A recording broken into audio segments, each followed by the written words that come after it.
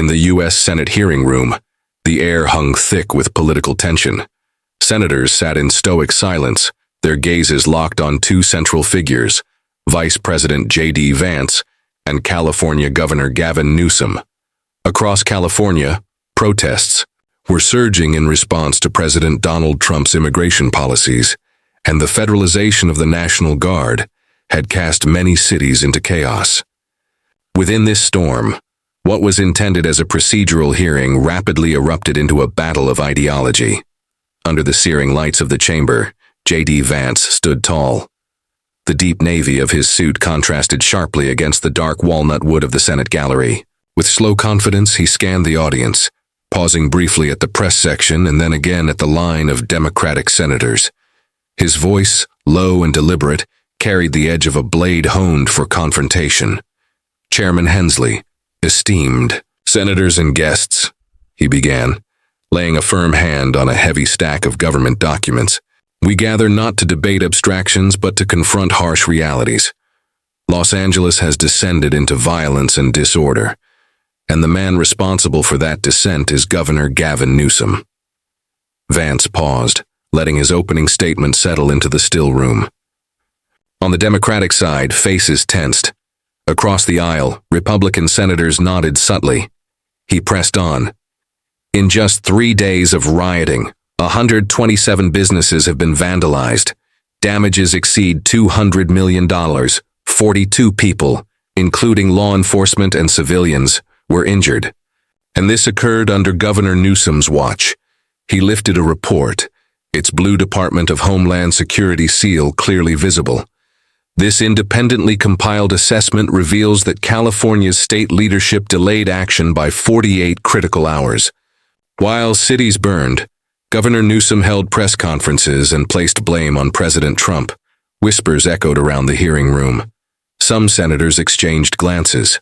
Others wrote notes furiously.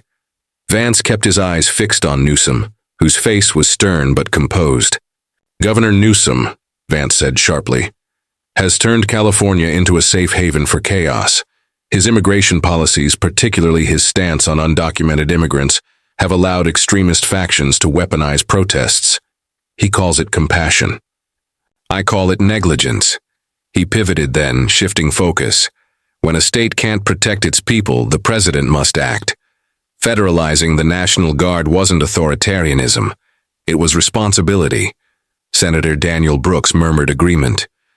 Vance continued with rising fervor. "Since Newsom took office, California has seen a 12% increase in violent crime.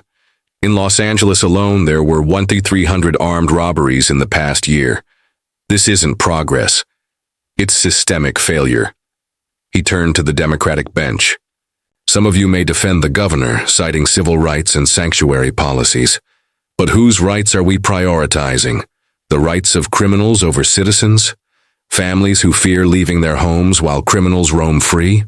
Then, with calculated sarcasm, "Governor Newsom frequently appears on television criticizing President Trump.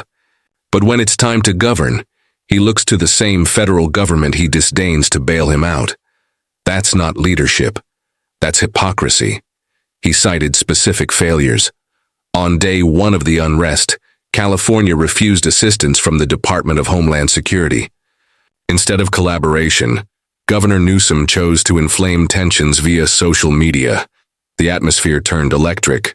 Reporters typed rapidly. Vance's final point echoed like a hammer strike. "We're not here just to evaluate civil unrest. We're here to assess whether Governor Newsom is fit to lead. If he can't manage a state, how can he lead a nation?" Applause erupted from the Republican side. Democrats conferred in hushed tones. Newsom began taking notes, his face unreadable but intent. The battle lines had been drawn, and this was just the beginning. Gavin Newsom stood with his hands steady on the podium, his face composed but resolute. The overhead lights made his gray suit glisten faintly, but his voice, clear and unshaken, stole all attention in the chamber. "Chairman Hensley, senators, and fellow Americans," he began. "What you witnessed moments ago was not just a political attack. It was a misrepresentation of facts, a distortion of events, meant to deflect responsibility from the very administration that stoked the fire. J.D. Vance watched from across the chamber, his arms folded, his expression unreadable. But the intensity in his eyes revealed the stakes. Newsom continued, unfurling a stack of documents that bore the California state seal. This is a full record of communications between my office and federal agencies during the 72 hours leading up to the protests. We issued 5 requests for logistical assistance. Not once did we ask for boots on the ground. We asked for medical supplies, crowd dispersion equipment, and interagency liaisons. Instead, President Trump federalized the National Guard and deployed them without protocol. The room buzzed again. A senator whispered something to a staffer. Reporters typed rapidly. Newsom pushed forward. And what did that get us? Chaos. Because those troops arrived without coordination. They weren't briefed on local jurisdictions. They didn't communicate with LAPD. And they weren't under my command. If this hearing wants to talk about failures, then let us begin with the ones that ignored chain of command and undermined democracy. Senator Daniel Brooks interjected, his voice sharp. Governor, are you suggesting that federal troops caused the violence? Newsom answered with piercing directness. I'm stating that an uncoordinated military response escalated tensions. The National Guard's uninvited involvement created more confusion than clarity. We had a plan. The federal government overrode it without consultation. Chairman Hensley signaled for decorum. Senator Clara Nguyen, a Democrat from Illinois, leaned forward. Governor Newsom, can you clarify if your administration had prior intelligence about possible unrest before the protests began? Newsom nodded solemnly. Yes. We had preliminary reports from local law enforcement and intelligence units. That's why we mobilized 800 police officers and coordinated with civil rights leaders to de-escalate potential confrontations.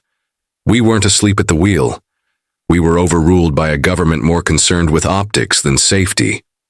J.D. Vance stood again, approaching the podium. His demeanor was cool, calculated. Governor, your speech is compelling, but it still doesn't explain why hundreds of businesses burned, why neighborhoods were looted, and why your leadership failed to contain it. Newsom didn't blink. Because we were undercut. Imagine writing a playbook for crisis management, only to have a foreign team barge in and run a different play altogether. Vance raised an eyebrow. Foreign. We're talking about the United States government. Newsom shot back. One that acted without coordination. That, Vice President, is how foreign occupations work. Gasps fluttered across the chamber. A tense silence followed. Newsom leaned back slightly, letting his words hang. He knew the gravity. He wanted it to resonate. Senator Hensley tapped her gavel gently. Let's proceed with witness testimony. Colonel Rachel Torres was called. She stepped forward in full uniform, her back straight, eyes focused. Senator Brooks questioned her first. Colonel, when you arrived in Los Angeles, what did you encounter? She responded firmly. Confusion. LAPD had operational control of several districts. We had no direct liaison. Our unit was told to secure key infrastructure, but we lacked clarity on boundaries and coordination protocols. Did the California government cooperate with your unit? Torres hesitated. They weren't aware we were arriving until we landed. We tried to establish contact quickly, but the delay in coordination led to overlaps and, unfortunately, a few critical incidents. Senator Nguyen asked, Colonel, do you believe better coordination could have reduced confrontations? Absolutely, Torres replied. Joint planning was essential. Without it, even peacekeeping missions become destabilizing. Newsom nodded slowly, his argument reinforced. The second witness, Maria Alvarez, was a community leader from East LA. She carried a quiet power as she approached the podium, her voice soft but unwavering. I speak on behalf of families who saw their lives upended overnight. ICE raids were launched without warnings. My neighbors, mothers, fathers, children, were targeted in the dark. These people weren't criminals.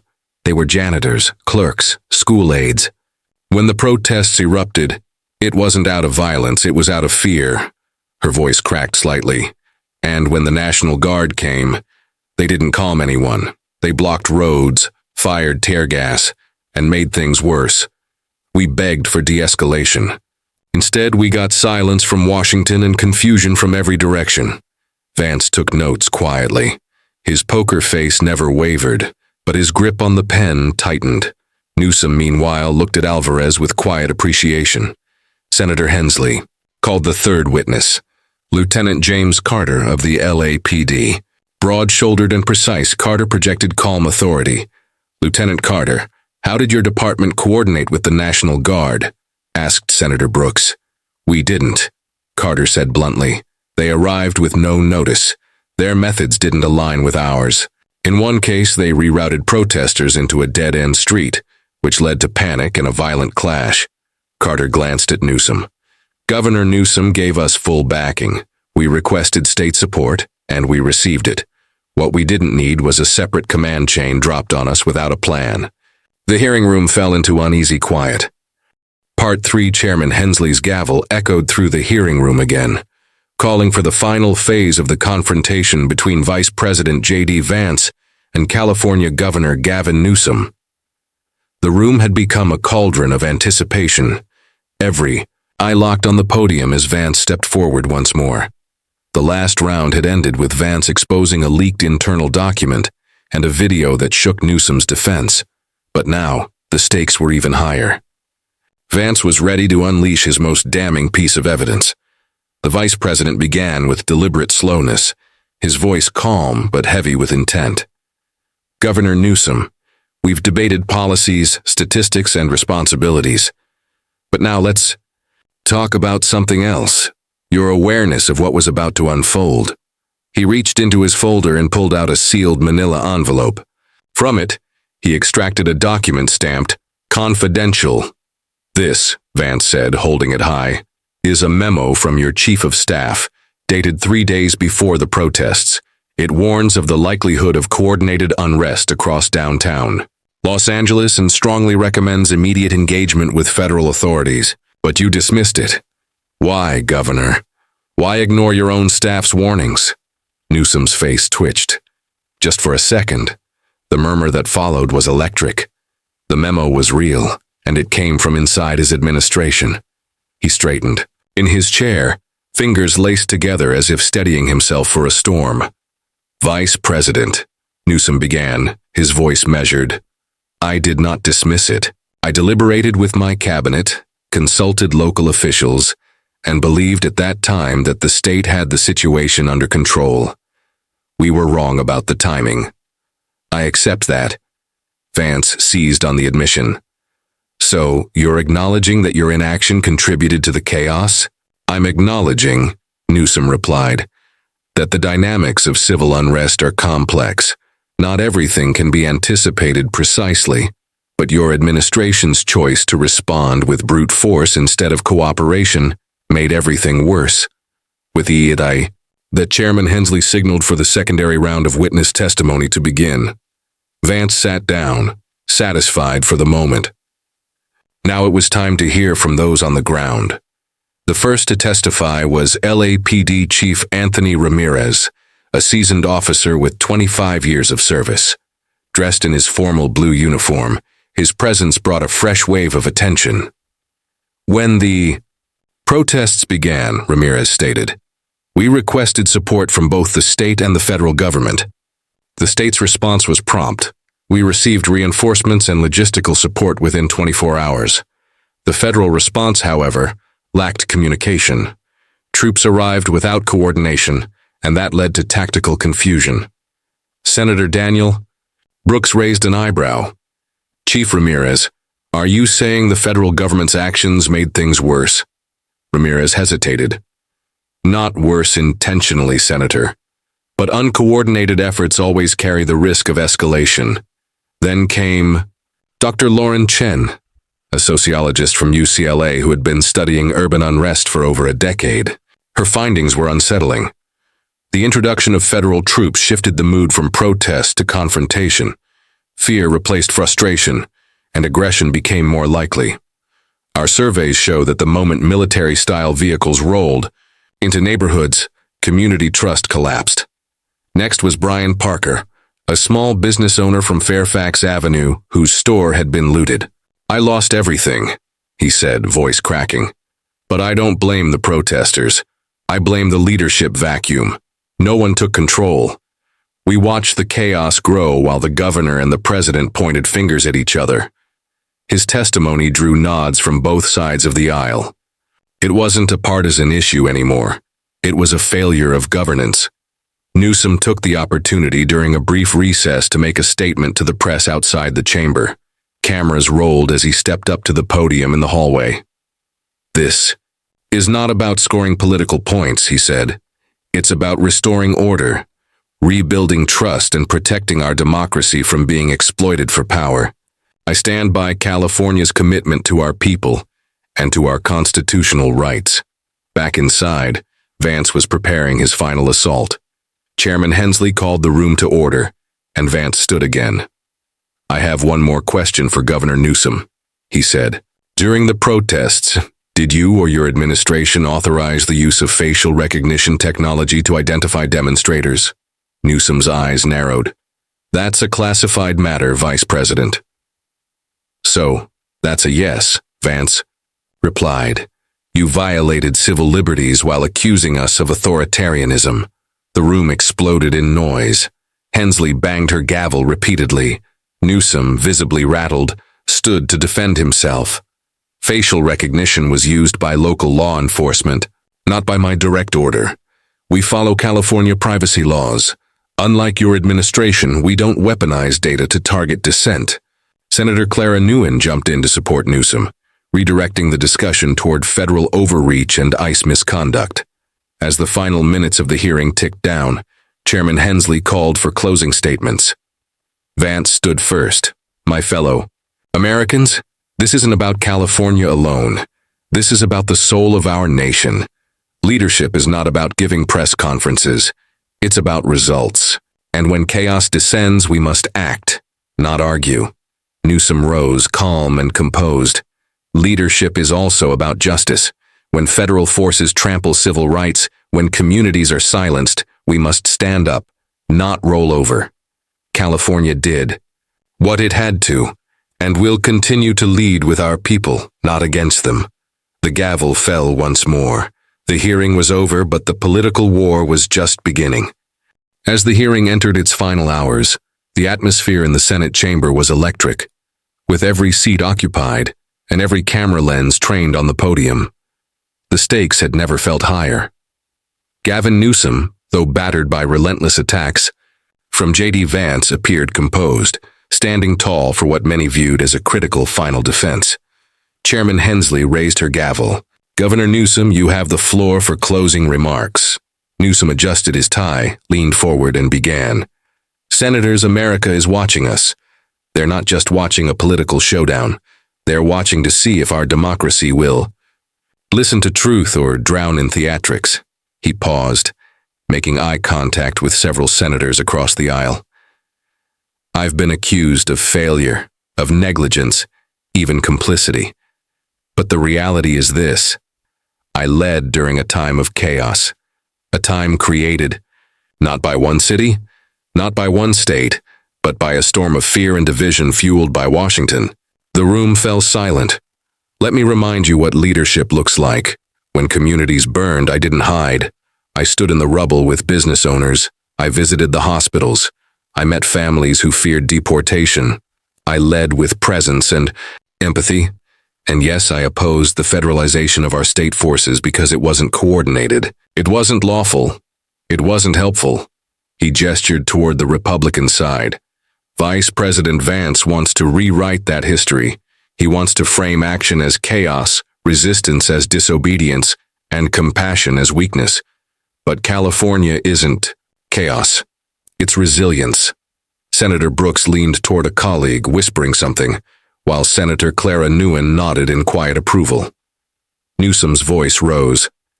"Today's hearing may end, but what continues is the fight for state sovereignty, for immigration reform, for community safety that doesn't look like an occupying force in our neighborhoods. We need federal partnership, not punishment." He ended with a direct challenge. To those who believe our future depends on fear, I say no. Our future depends on our courage to govern together. Applause erupted from the Democratic side. Chairman Hensley tapped her gavel for order, and J.D. Vance rose for his final response. Vance walked to the podium slowly, carrying a new document folder. Chairman, senators, and fellow Americans, let's not confuse dramatic speeches with truth. Governor Newsom just offered a compelling monologue, but monologues don't rebuild burned neighborhoods or resurrect collapsed leadership. He held up the folder. This is a compiled report from business owners across South Los Angeles. Over 60 pages of testimonies, small business owners, immigrants, veterans, people who felt abandoned not by ICE, not by the president, but by their own governor. He opened a page and read, "My liquor store was vandalized. I called the police. They told me they were outnumbered and had no instructions from the state. I watched 15 years of work disappear in a night." Vance closed the file. That's not an extremist. That's an American, and he was failed by Sacramento. He leaned forward. I'm not here to score political points. I'm here to hold leaders accountable. Governor Newsom talks about compassion, but compassion without competence is failure. Several senators looked down, scribbling notes. Others stared ahead, visibly tense. Vance's voice hardened. We can't let ideology excuse inaction. The federal government didn't step in to punish California. It stepped in to protect Americans when the state failed to. He paused, letting his final statement land. If protecting citizens makes me controversial, I welcome it. Because that's what real leadership looks like. Chairman Hensley, her face unreadable, nodded. Thank you, Vice President Vance. This concludes the official testimony portion. But, as aides began collecting documents and staffers packed up laptops, Senator Clara Nguyen raised her hand. Madam Chair, I request one final witness be allowed to testify. Dr. Lila Morales, an ER surgeon at Cedars-Sinai Hospital who treated over 80 protesters and bystanders during the Los Angeles unrest. Vance raised an eyebrow, but Chairman Hensley nodded. Granted. Dr. Morales entered, dressed in scrubs with a hospital ID still clipped to her collar. I don't represent a party, she began. I represent the people who ended up in my trauma unit. People shot with rubber bullets, tear-gassed, beaten in the confusion. I don't care who sent the National Guard. What I care about is that we were unprepared for what came. She held up a medical chart. Here's one case. A 16-year-old protester trampled in a crowd surge caused by conflicting orders between local police and guard troops. He'll never walk again. The room grew still. We failed because we didn't coordinate, we didn't talk, we didn't prepare, and it cost lives. Even Vance sat motionless. Chairman Hensley rose. Thank you, Dr. Morales. Your words remind us, this isn't about party lines. It's about people. As the Senate chamber emptied, the political world buzzed. News outlets flooded with headlines. Vance versus Newsom, the clash that shook Washington. Analysts debated who had won. Was it Vance's data-driven discipline or Newsom's emotional resilience? On social media, trending hashtags included State Rights Now, Vance vs. Newsom, Immigrant Voices Matter, California Unbowed. Federal overreach, and in California, the aftermath rippled. Protests continued, but with a renewed call for dialogue. The lawsuit against the federal government moved forward. And in Washington, whispers circulated about what this hearing meant for 2028. J.D. Vance was now a clear contender, praised as tough and uncompromising. Gavin Newsom was now a symbol of resistance, hailed as principled and defiant. The battle had ended in the Senate room, but the war for America's future had just begun, and everyone knew it.